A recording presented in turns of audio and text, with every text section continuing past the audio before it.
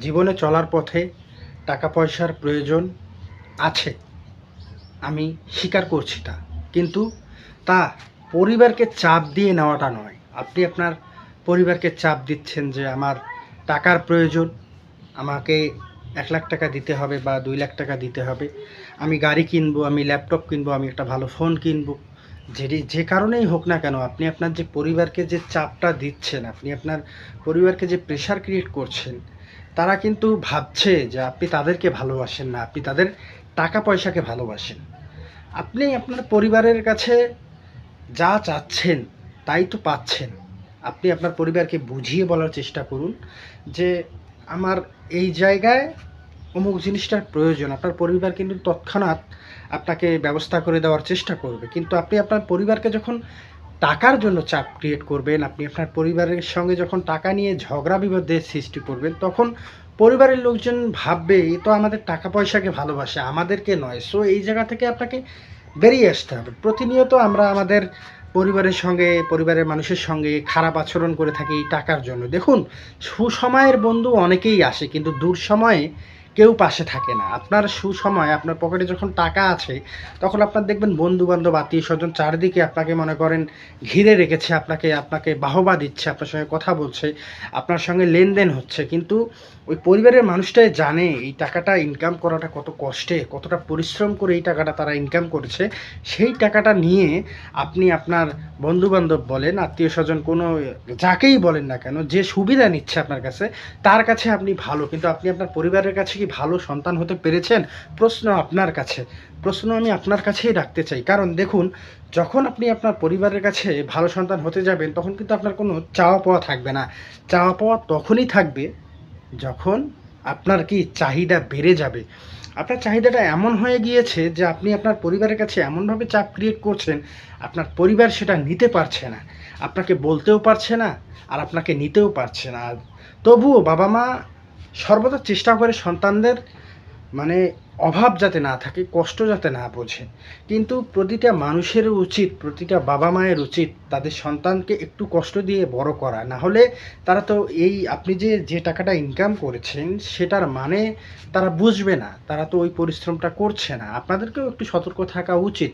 কিন্তু এক্ষেত্রে আমার ভাইদের জন্য বলবো, আমার বোনদের জন্য বলবো, আপনি যে আপনার পরিবারকে চাপ ক্রিয়েট করে যে টাকাটা নিচ্ছেন, সে টাকাটা তো কোনো কাজে লাগাচ্ছেন না। আপনি যেটা করছেন সেটা সকল ছেলে বা মেয়েরই একটা চাহিদা থাকে যে আমি একটা মোটরসাইকেল নিবো, আমি একটা ভালো ফোন নিবো, আমি একটা ভালো ল্যাপটপ নিবো, আমি একটা ভালো ঘড়ি নেবো, ভালো মানে আমি ব্র্যান্ডের জিনিস পরবো বা অমুক করবো, তমুক করবো। দেখুন, প্রতিটা মানুষেরই কিন্তু একটা লিমিট থাকে।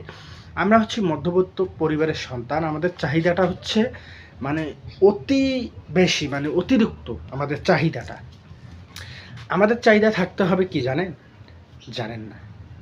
আমাদের চাহিদা থাকতে হবে যে কিভাবে নিজেকে এগিয়ে নিয়ে যাওয়া যায়, কিভাবে নিজেকে ডেভেলপমেন্ট করা যায়, পরিবর্তন কিভাবে আনা যায় নিজের মধ্যে।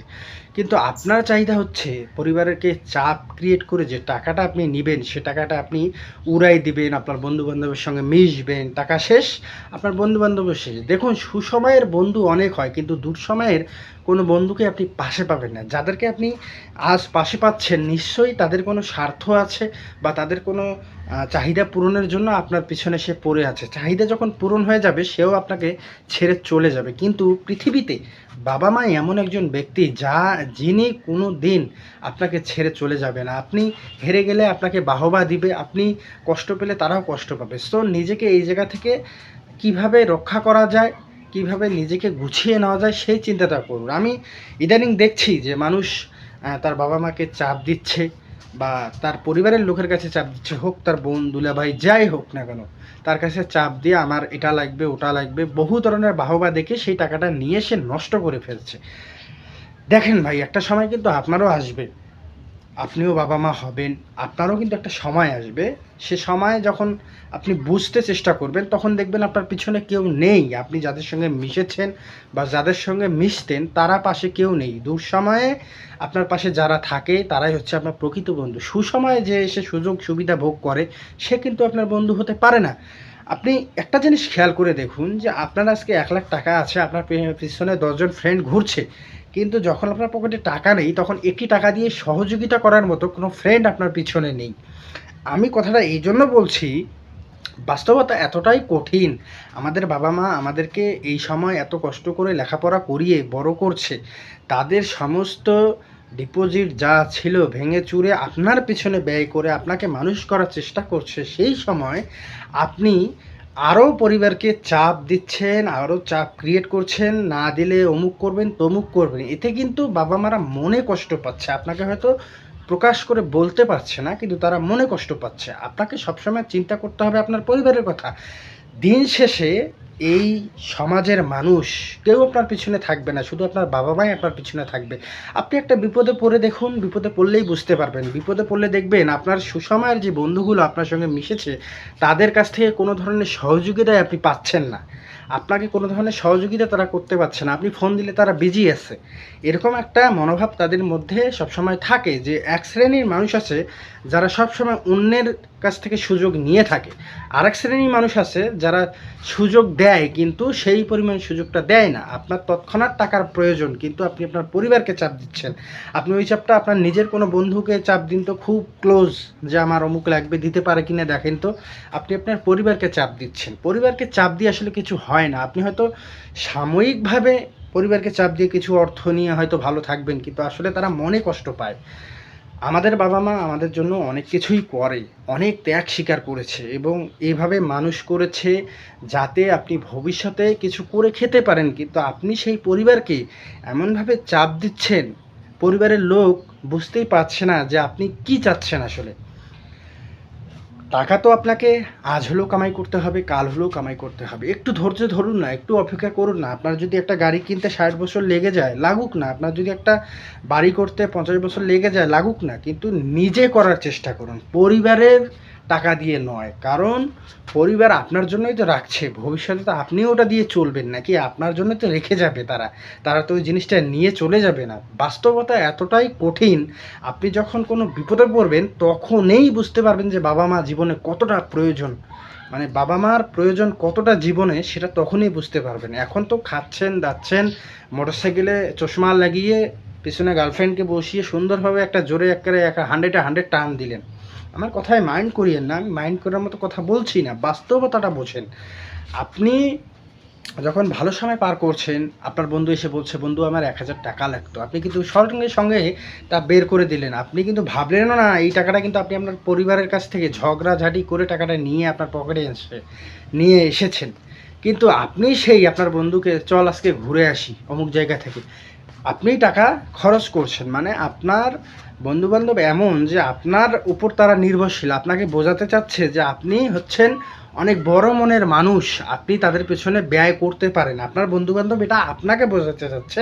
আপনি সেই বড় মনোভাবটা বোঝাতে গিয়ে আপনি আপনার পরিবারের লোকের সঙ্গে খারাপ ব্যবহার করছেন। ইদানিং দেখাও যাচ্ছে এটা যে বাবা মায়ের গায়ে হাত তুলছেন বা বেয়াদবি করছেন। এগুলো থেকে বিরত থাকুন প্লিজ, হ্যাঁ? এগুলো আসলে দিন শেষে এগুলো কিছু না, এগুলো হচ্ছে কিছু ছারপোকা, যারা আপনাকে আস্তে আস্তে তিলে তিলে ক্ষয় করে খাচ্ছে। এদের কোনো কাজ নেই, এরা সবসময় অন্যেরটা ভাঙিয়ে চলে বা অন্যেরটা ভাঙিয়ে খায়। দিন শেষে আপনি আপনার পরিবারের, আপনি যদি বিপদে পড়েন কখনো, তখন দেখতে পারবেন যে বাবা মা জীবনে কত বড় ভূমিকা পালন করে। আসলে প্রতিটা বাবা মায়ের প্রতি আমার স্যালুট, যে তারা তাদের সন্তানদেরকে মানুষ করার জন্য যে পরিশ্রম আর যে ত্যাগটা স্বীকার করে, সেটা অন্য কেউ করে না। কারণ বাবা মায়ের কোনো স্বার্থ থাকে না, বাবা মায়ের কোনো চাওয়া পাওয়া থাকে না। বাবা মায়ের একটাই কথা থাকে, আমার সন্তানকে আমি মানুষের মতো মানুষ করতে পারলাম কি না। বাবা মা চায় যে আমার সন্তানটা একটা ভালো জায়গায় যাক, সে একটা ভালো অবস্থানে যাক, তাকে ভালো অবস্থানে পৌঁছে দিয়ে যেন আমি মরতে পারি। প্রতিটা বাবা মায়েরই এই চিন্তাধারা থাকে। আপনি ঘরে বসে আছেন, আপনি চিন্তা করছেন আমার হাতে ফোন আছে, আমার পকেটে টাকা আছে, সাময়িকের জন্য আপনি ভালো আছেন, কিন্তু আপনি কিন্তু প্রকৃতপক্ষে ভালো নেই। আপনার যখন টাকা আছে তখনই কিন্তু আপনার কাছের মানুষগুলো আপনার সামনে আসে, যখন টাকা থাকে না তখন তারা কিন্তু আসে না। তো বাস্তবতা এতটাই কঠিন, এটা আপনাকে মেনে নিতে হবে। আবার বাস্তবতা কঠিনও নয়, যদি আপনি নিজে রোজগার করে সে টাকাটা যখন কামাই করবেন তখন বুঝতে পারবেন যে টাকার মূল্যটা কোথায়। তখন আপনি কিন্তু আর ওই আগের মতো খরচ করবেন না বা আগের মতো খরচ করার চেষ্টাও করবেন না। তখন আপনি চিন্তা করবেন যে আমি তো এই ঘাম ঝরানো পরিশ্রম দিয়ে আমি আমার টাকাটা ইনকাম করেছি, সে টাকাটা আমি বাহিরে কেন নষ্ট করব, তখন কিন্তু আপনি ভাববেন। আর এখন যখন আপনি কিছু টাকা বাড়ি থেকে নিচ্ছেন, যেটা আপনি কামাই করছেন না, সেটা আপনি বাসা থেকে নিয়ে যেটা খরচ করছেন, সেই টাকাটার কোনো ভ্যালুস নেই আপনার কাছে। আপনার কাছে মনে হচ্ছে না ওটা টাকা, আপনার কাছে ওটা পাতা মনে হচ্ছে, কাঁঠালের পাতা, ঠিক আছে? সো ওইটা আপনাকে ভাবতে হবে যে আমি যখন নিজে, আপনি নিজে একদিন টাকা ইনকাম করার জন্য বাইরে যাবেন, দেখবেন এই দুনিয়া এতটাই স্বার্থপর, আপনাকে কাজও দিবে না। আপনাকে নিজে কাজ খুঁজে বের করে টাকা ইনকাম করে, বেশি টাকা লাগবে না, 500 টাকা ইনকাম করে আপনার পরিবারকে দেখান। আপনি যদি সত্যি একজন ছেলে বা একজন মেয়ে হয়ে থাকেন, আপনি সত্যিকার অর্থে যদি একজন পুরুষ মানুষ, একজন মেয়ে মানুষ হয়ে থাকেন, আপনি একদিন 24 ঘন্টার মধ্যে 12 ঘন্টা পরিশ্রম করে আপনি 500 টাকা ইনকাম করে আপনার পরিবারের লোকের হাতে দিন, দিয়ে দেখান যে আপনি কামাই করতে পারেন বা রোজগার করতে পারেন। বাবা মায়ের টাকা নিয়ে শো অফ করা বন্ধ করেন, ঠিক আছে? বাবা মা যে কতটা কষ্ট করে আপনাকে মানুষ করেছে সেটার প্রতিদান দেওয়ার চেষ্টা করেন। নিজেকে ভালো রাখার চেষ্টা করেন, সুবিধাবাদী লোকদের কাছ থেকে দূরে থাকার চেষ্টা করেন। এমন কিছু বন্ধু তৈরি করুন যে বন্ধুগুলো আপনার কাজে লাগবে, কোনো টাকা পয়সা দিয়ে নয়, একটা ফোন করলেই যাতে কাজ হয়ে যায়, আপনিও যেন তার একটা কাজে আসতে পারেন। নিজেকে এমনভাবে তৈরি করুন, নিজেকে মানুষের মাঝে এমনভাবে বিলিয়ে দেবেন না, লাস্টে আপনি লাস্টে বিলা হয়ে যাবেন। বিলা বুঝেন তো, মানে সবার চোখে মনে করেন বিলা হয়ে যাবেন, এমন হয়ে যাবেন যে আপনাকে আর কেউ পছন্দ করছে না। সো এই জায়গা থেকে বেরিয়ে আসুন, নিজেকে শুধরে নিন, নিজেকে মানুষের মতো মানুষ হওয়ার চেষ্টা করুন। ওকে, ভালো থাকবেন। এবং আপনারা যারা বাবা মারা আমার ভিডিওটা দেখছেন এই মুহূর্তে, তাদেরকে আমি বলবো আপনাদের সন্তানদেরকে একটু কষ্ট দিয়ে মানুষ করার চেষ্টা করুন, না হলে একদিন আপনাকেই পস্তাতে হবে, এর জন্য আপনি দায়ী হবেন। তো ধন্যবাদ, ভালো থাকবেন, ইয়সাগরকে ফলো রাখবেন।